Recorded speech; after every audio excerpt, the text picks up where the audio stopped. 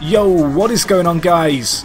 Jack here, and welcome to the Posh Push, here with Peterborough in the Sky Bet League 1. Hopefully you guys are good.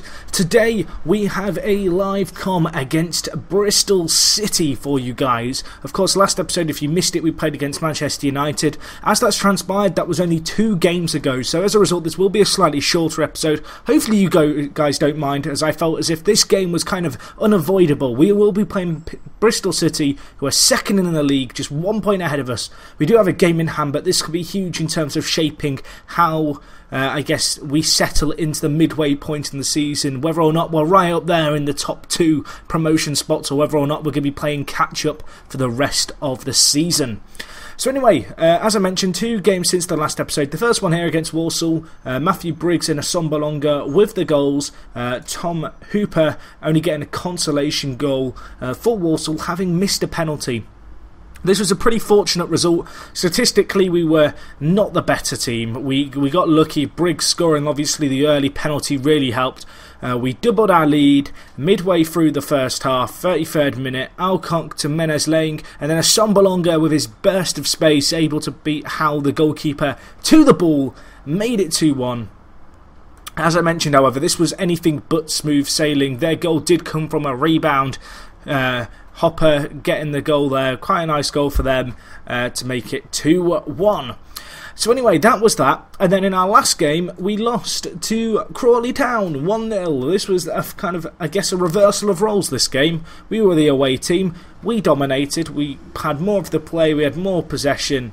We were by far and away the better team, and in a game where there were very few clear-cut chances, Crawley took the one that came their way. Esteban Lopez making his way down the right-hand side, drew in a few of our defenders. That opened up space in the middle, as you'll see here, for Simpson. And there was just some very nice interplay by Crawley before the ball comes into the box, and Harold was there on the near post to get the goal with their only shot of the game. And Crawley walked away victor. So that was a disappointing way to lose our 100% record in the league. The reason that we've played a game less than some other teams is because I had a few players out on international duty, and so I didn't want to play the game. I had the option to postpone it. I decided to choose to do that. So one of those players was Asombalonga, and as you can see here, 1 international cap for Congo, and he bagged himself 3 goals in the process, which was amazing. He was great. He was great as Asombalonga, just dominated the play for Congo, and he got 3 goals in the first half, so that was a decent debut for him. Kumalo was also away on international duty. He's done very well this season, to be honest, since he's come in on loan from Spurs for us, averaging a 7.08 rating in all competitions. So okay, let's have a look at the squad. We are now 9 games into the season in terms of how many matches we've played, of which I think 7 have been in the league. They have indeed. In terms of top performers so far, Asombalonga leading the way. As I already drew attention to his goal scoring record on the international stage. At club level, 3 goals in 7 league games for us, 2 in 2 in the cup games that we've played. He has been very good. Jacob Mellis, one of the new signings who I was able to bring in, he's currently made 4 appearances and 2 off the bench, averaging a 7.21 rating. Very good performances by him. Donald McDermott, a player who I brought into the team really only as a rotation option, has performed very well. As you can see, he's got a 6.71 rating, but he's actually scored 2 goals and got an assist in that time, so he's contributed for a player who was only ever really, in my eyes, going to be a rotation option. In terms of assists, it's actually Asombalonga and Mellis featuring up there highly again. Menez Lang, one of the few other players to appear here. As you can see, this guy, 2 assists off 3 substitute appearances and 1 start. He has been key when we have called upon him, which is good to see. And Ryan Mason has also got 2 assists, the young English player who we signed this year from Spurs. So that's that. In terms of top performers, Zakuani at centre-back has been very impressive for us. Overall, our defence has been very solid in our games. I think we've conceded 4 in our 7. There was a point in the league where we'd only conceded 2 in 5. So we have conceded a few more lately, but Zakuani's been a very good player for us. He's got 1 goal, 1 man of the match, and a 7.19 average rating from the back. Kumalo, again, I already drew your guys' attention to this guy. The South African international on loan from Spurs has been a fantastic influence in the centre of the park for us. Unfortunately, last game Matthew Briggs did get sent off, which didn't really help, I guess, our cause against Crawley. So that was disappointing to see. The only other player really missing right now is Federico Friere, the player who I mentioned before I thought was a very good signing. He's currently unable to settle in England, so I've had to give him a leave of absence. Hopefully he's going to come back more adaptable and kind of, I guess, more up to the challenge of playing in England. But so far this guy, he's had 2 appearances. His kind of ability to settle in the country really didn't help because he twisted his ankle and was out for 4 weeks. That hurt us a fair bit and did kind of, I guess, impact his ability to really bed himself into the first team. So that's that. All in all, I am a very happy bunny with how we've started this. We are 3rd in the league. This game, as I mentioned, is going to shape how we go about it. But right now, the squad is gelling pretty well. Our tactics are working by and large. And players are playing very well. There is not a lot more to report on, to be honest, because, as I mentioned, there's only been 2 games. But those 2 games, I don't know, they've been a little bit of a mixed bag. We're at home today. Hopefully we can, get a result here. We still have a 100% record at home in the league, so that is what's on the line right here at London Road, as we are going to be taking on the mighty Bristol City. I'm actually going to play Will Keane as a starter, I think, today. The player who is still kind of coming back to full fitness, I guess, Keane. But he's doing okay. He's doing okay. He's re-finding his feet, I guess. I'm not going to drop a Sombalonga, that would be pretty harsh, but I'm actually going to play Keane at Advanced Playmaker. It's actually a role that he can do fairly adequately, so we're going to give him a chance out here. It's not a natural position for him yet, but I do believe we are training him as a centre attacking mid. Apparently we're not. Let's get right on this. And another thing that I did, just to annoy all the people who ever watch my streams and go on about how they like players' numbers to be normal, I've given a striker the number 2 shirt. Are you mad? Probably not. But anyway, I'm mad for doing it. I'm a nutty geezer. Where am I going with this? I'm not even sure. Shall we get into today's game? I'm happy with my team. Few players missing, but besides that, we go into this huge tie, 3rd v 2nd, knowing that everything is on the line for us. I'm optimistic of our chances, though. I've got faith. I've got faith in you all, boys. I just realised that I didn't do the opposition instructions. I should be asking Mr. Gary Breen. He knows what's up. He knows the instructions to give. Team Talk has worked, I want to say wonders. That would be a little bit of an overstatement. But hopefully, we can dominate the play here and get a hard-earned win against a team who are going to be right up there come the end of the season and are, for all intensive purposes, one of our main promotional rivals after the first kind of 7 or 8 games of the season. So if they win this, they will go 4 points clear Bristol City of us. We will have a game in hand to close them down. Currently Notts County are top of the league. They've played 8 games and they've won all 8. So they're looking like a tricky team to catch. Our next kind of live com is going to be against Colchester, I do believe, who are currently 4th. That is in about a month's time. But let's focus right now on the present as Wilbraham and Emmanuel Thomas work in their little triangles. We need to defend this well. Olcott collects it. Can we break now? Keane to Mellis. To McDermott, bury that. Oh, he skied it. He missed a few against Manchester United, McDermott. And he's struggling again today. 16 minutes in. That is not good enough. Sombalonga has taken a knock, but hopefully he can run that off. I'm looking for Will Keane to have an influence on the game, if possible, in the attacking third. He's coming back from a 15-month injury, so it's going to take him a little bit of a while to kind of get, I guess, back into the flow of things. But I'm very hopeful that he can kind of do a job for us in the first team this year, because he's an incredibly gifted player, a very, very good League One player. He only has a 1-year contract, but I'm going to be looking to extend that depending on how well he performs for us this season.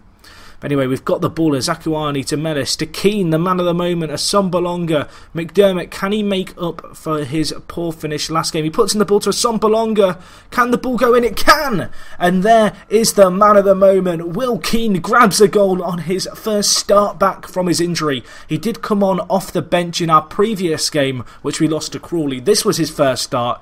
I was willing to give him a chance, and so far he has just repaid me as a Sombalonga picks up the ball, tries to squeeze it in to the path of Keane, and he can do from 6 yards out. It was a nice, easy finish for him, but Sombalonga, a very selfless advance forward kind of move there. Very often you'll see your advance forward or poacher or whatever striker role you're really playing there just go for the shot. What he's done there, very selfless, laid it off to Keane. Hopefully he can repay the favour for the rest of the season, but that is a great start. And there is another chance here. Mellis to Keane. Gardner, is he going to get sent off? He's already booked. Ref has given him another chance. He could well go sooner rather than later. He's already on a booking and he's done that there. Sombalonga, Keane. Is that a penalty? It is, and Gardner has fouled him. Surely that's a second. Well, that's unbelievable. I've just predicted the future 10 seconds before it happened. Gardner is off. I said it was going to happen and it happened in the same highlight. Now can Will Keane double his goal tally? Bang! Of course he can. That is 2-0. Peterborough 2 goals up. They have an extra man now. We are at home. We are dominating. 58% of the ball. Gary Gardner is off. Wow. What a game. I could not have asked for a better first half than what we've just witnessed. Bristol City yet to register their first shot on target. We are doing very, very, very well. Right. There isn't a lot more to say here. Well done, boys. Nice play. Can Keane get a hat-trick? That would be an incredible way to kind of come back from a 15-month injury on your first start. He's still not 100% match fit. I was going to consider subbing him off maybe at 60 minutes, but I'd feel bad denying him any opportunity of a hat-trick. Maybe he can get it before 60 minutes. Looking unlikely now though, 52 minutes in, and there's the first chance of the second half. It's a Bristol City chance. It's headed away. The ref has given a penalty for something. I didn't see it. My dots did definitely not foul their dots. But it's number 9 here. Baldock, can he get a goal? He can, in off the post. Bristol City maybe with a route back into this game now. And suddenly, it's not looking as comfortable. Zakuani with an uncharacteristic error as well. The centre-back's been one of our key players. Bob might feel a little bit unlucky there. He could only tip the penalty onto the post, unfortunately for him. And now Bristol City on the attack again. Can we do the business? That's the question. Kumalo, Taylor, to Sombalonga. Tries to thread through Keane, but it gets to McDermott. Whipping the ball. Taylor's there! It's offside. It's offside. I knew it was offside. I didn't even get excited. Not after last episode where the goal was given offside against United. Not falling for that again. 30 minutes left. I'm going to make a few changes. Well, Keane's fitness isn't as bad as I was expecting, and given how well he's played, it'd be difficult to drop him. I'm going to drop Delfonso in at attacking left mid. He can play that role adequately. He's not 100% familiar with it, but it's a role he's learning to play. So getting any game time there is really going to help him, and hopefully his explosive pace off the bench might offer us something going forward as perhaps we try and secure the result here. Boswick hits the post. Mellis can only hit it straight at the keeper. We've got a corner here. Keane to take it, however. He's no chance of scoring from the corner, especially on his right foot. And I swear he was offside there. Well, it's not. Oh, it has been given. I was about to say, if Keane wasn't given offside there, then the linesman needs to be sacked. Right, can we get Keane the goal? That's all I'm bothered about at this point. Just get it. Well, I want the win as well. Yeah, don't concede. Don't concede. Yeah, that's great. Get the ball. Alcock. Inside to Boswick. A little bit of nice interplay here. Can we look to work the opportunity here? Sombalonga. Keane to Menez-Lang. Rebound. Oh, we've hit the woodwork again. Wow. Oh, if I was Will Keane there, I'm shooting on my hat-trick. And he threads through Menez again, and boom! Is that offside? I don't think it's been given. It has been given. I knew it was offside. This linesman's got all the offside decisions right so far. It's disappointing me that he's too good. I'm heartbroken. Can we do something here, however? There's still time. We've been all over Bristol City here. Delfonso, don't give the ball away there. If they score here, I'd actually cry. Kumalo. Delfonso, Mellis, Keane. Inside to Sombalonga. Is that a free kick? Well, Ayling's got to go too here. They've had 2 sendings off. Bristol City, they've lost their heads. What's happened here? Boswick, can he score the free kick? Can he add insult to injury? Of course he can. Of course he can. That's 3-1. Boswick, very good striker of the ball from free kicks. And he's punished Ayling.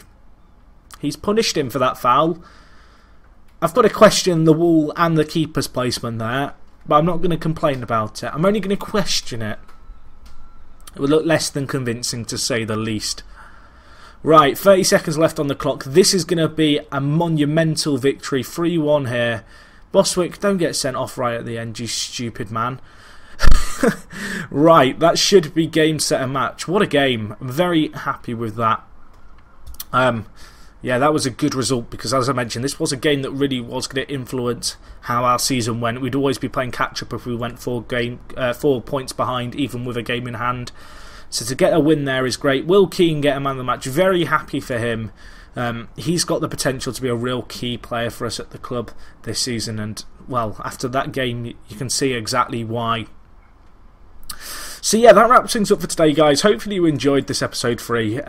Tomorrow we will be covering the Colchester game. That's in a little bit of a period. It's about 30 days. It gives me a chance to play a fair few games because obviously I only played 2 between this episode and the previous one, so I want to get a little bit more into the save. So there will be 5 league games in the meantime and the Johnson Paint Trophy second round against Coventry. But looking at the league table, you can see here Colchester do have a game in hand, which if they were to win, they would go equal on points with us, but we also have a game in hand, as do Notts County. It's kind of weird how these fixtures are panning out, but right now we find ourselves in a very good kind of position in terms of where we are relative to teams directly behind us and how many games they've got left.